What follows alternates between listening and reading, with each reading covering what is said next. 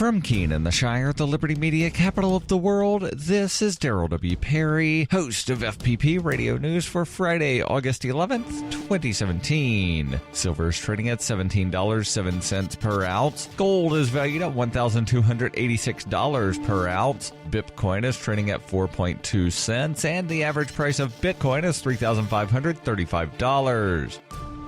Antiwar.com reports, faced with growing criticism of the human rights toll in the Yemen war, the Saudi Arabia-led coalition attacking the country issued a statement calling for the United Nations to assume control of the Sanaa airport, allowing flights to and from the capital city. Lack of access to the airport, which has been closed for over a year, has been a growing concern, with Yemen's health ministry suggesting that the closure of the airport likely led to the deaths of 10,000 civilians, either from importing aid or allowing patients to travel abroad for treatment. The Saudi naval blockade of the country has caused a humanitarian catastrophe, particularly in the country's Shiite-dominated north, as they have only one port and ships are rarely allowed to deliver aid to that port. The airport would be an important alternate supply route, though UN planes have been unable to travel there for quite some time because the lack of fuel left in Sanaa means planes that land delivering aid would not have enough fuel to make a return trip.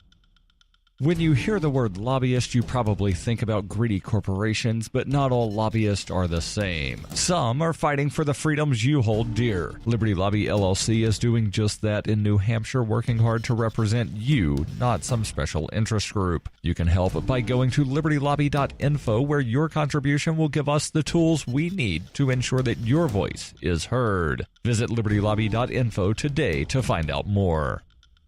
UPI reports Louisiana Governor John Bel Edwards on Thursday declared a state of emergency for New Orleans in the event that the state might help the city deal with flooding in the coming weeks. Governor Edwards issued the order during a midday news conference with New Orleans Mayor Mitch Landrieu. He said the declaration is retroactive, running from August 5th to September 3rd. Edwards said, "If we get the heavier expected rainfall, time will be of the essence. We're working well together. Obviously, this is a serious situation, but it is not something to be panicked about." The governor issued the order after a fire at a sewage and water board plant impeded the city's ability to handle floods. Earlier Thursday, several top city officials in New Orleans lost their jobs after a historic rainstorm caused the city to flood, despite promises that the city's pump system could handle such a deluge. Scenes eerily reminiscent of Hurricane Katrina unfolded last week in New Orleans when the rainstorm dumped upwards of 10 inches of rain in 3 hours, flooded streets, homes, and businesses. Initially, sewage and water board superintendent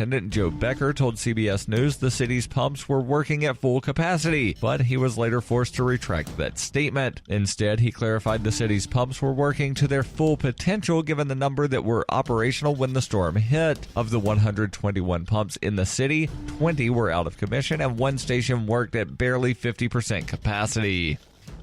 For nearly 40 years, Roberts & Roberts Brokerage has been a trusted source for buying and selling precious metals like gold and silver. They also take Bitcoin for precious metal purchases and have permanently removed the minimum purchase amount for all orders paid in the digital currency. Call Roberts & Roberts today for knowledgeable advice on buying and selling precious metals and a forward-thinking approach to new technologies. 800-874-9760 or visit online at rrbi.co.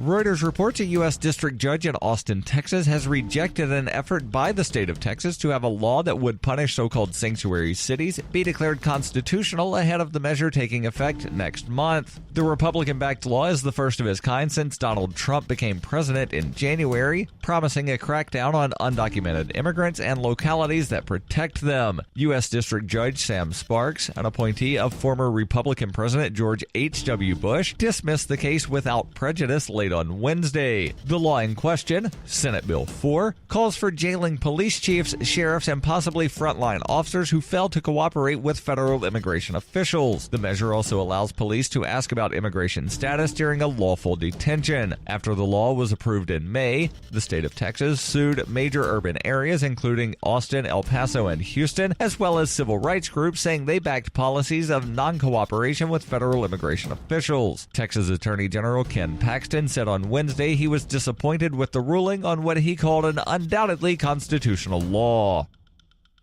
This has been FPP Radio News, online at fppradio.com.